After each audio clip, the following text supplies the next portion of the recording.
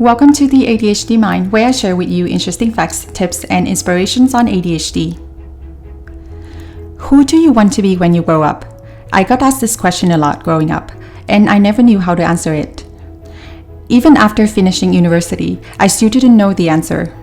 My interests changed frequently thanks to my ADHD. I jumped from one interest to another over the years, and they never stayed the same. My resume consists of a variety of jobs from multiple industries, and none of them are related to each other. I used to beat myself up for it, wondering what's wrong with me, wishing I could be just like other people who just follow one career path, who know exactly what they want to do with their life. However, this one book has helped me change my mindset and embrace my uniqueness. Uniqueness is what makes you different, and it can be a gift. Range: Why Generalists Triumph in a Specialized World by David Epstein helped me realize the advantages of being a generalist is not necessarily a bad thing. It might even help you with your career later on in the most unexpected ways. Being a late bloomer doesn't mean being a failure. It might even be a good thing. I explain to you why. I'm sure many of us with ADHD are in the same boat, trying to figure out our career path and still feeling lost, not knowing what we want to do with our life. Don't be discouraged. Early specialization versus late specialization, Tiger and Roger stories. You have probably heard of the 10,000 hours rule. It basically states that to be great at anything, you need to accumulate at least 10,000 hours of focused practice. That means the earlier you start, the more likely you will succeed, no matter what domain it is. Therefore, we have this common belief that the early head start will guarantee success further down the road. However, in this book, David Epstein offers interesting insights into the concept of early specialization versus late specialization. At first, it might sound counterintuitive, but believe me, the examples and research done in the book are very compelling. A perfect example for early specialization would be Tiger Woods. His father gave him a putter when he was 7 months old. At 10 months, he started imitating his father's swing. At 2, he appeared on national television and later entered his first tournament, won the 10 and under division. At the age of 21, he's the greatest golfer in the world. On the other hand, we have Roger Federer, one of the greatest tennis players of all time.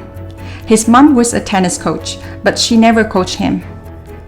As a young boy, he tried a variety of sports: squash, skiing, wrestling, swimming, skateboarding, basketball, tennis, and badminton, before eventually settling on tennis as his career. Research shows that most elite athletes went through a sampling period early in life where they tried out a variety of sports and figured out their real interests and abilities. Most of them delay specializing until later. You see similar patterns to other domains such as music and education. Late specializers lose in the short term but win in the long run. We tend to only encourage the Tiger path, but in this world, we need more people who follow the Roger path. Advantages of being a generalist or a late specializer. The complexity of modern world. The modern world is complex, rapidly changing, and full of uncertainty. There are no predetermined set of rules that you can just learn and follow all the time.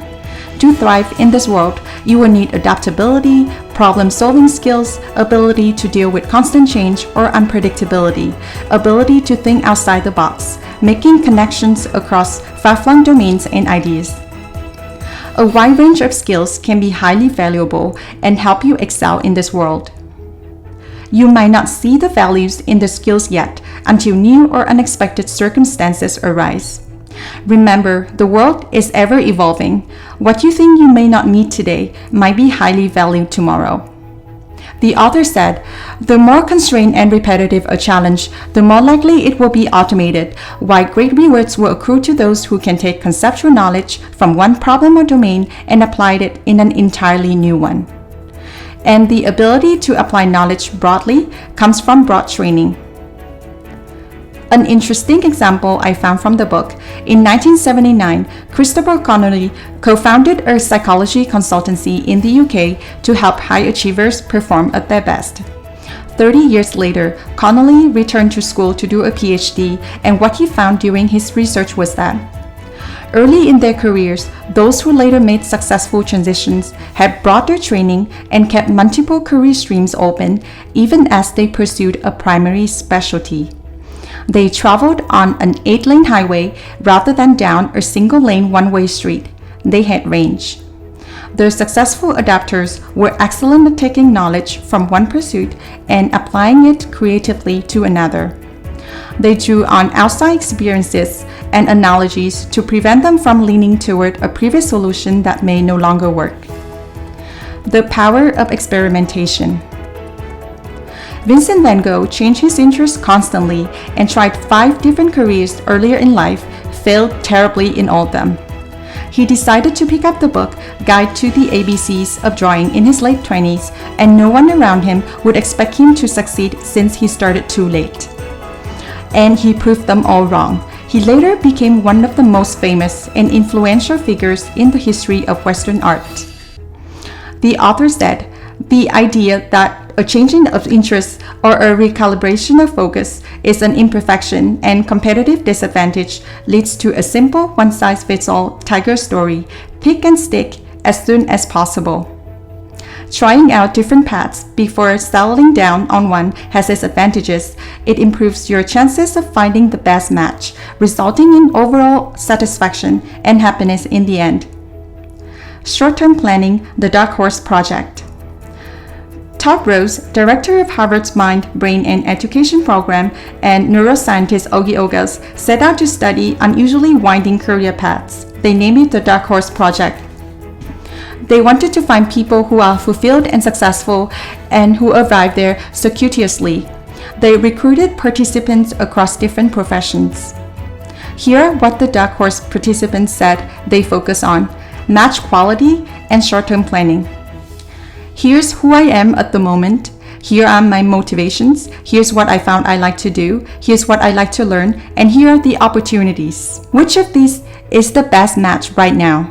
And maybe 1 year from now, I switch because I find something better. Although each participant has his own journey, a common strategy is short-term planning, not long-term planning. Our work preferences and our life preferences do not stay the same because we do not stay the same. It is great if you have already found your true calling in life. However, if you still haven't found your path yet, don't get discouraged. Instead, try expanding your skills, experimenting with different opportunities, because life is full of surprises. You never know what might end up being the right path for you.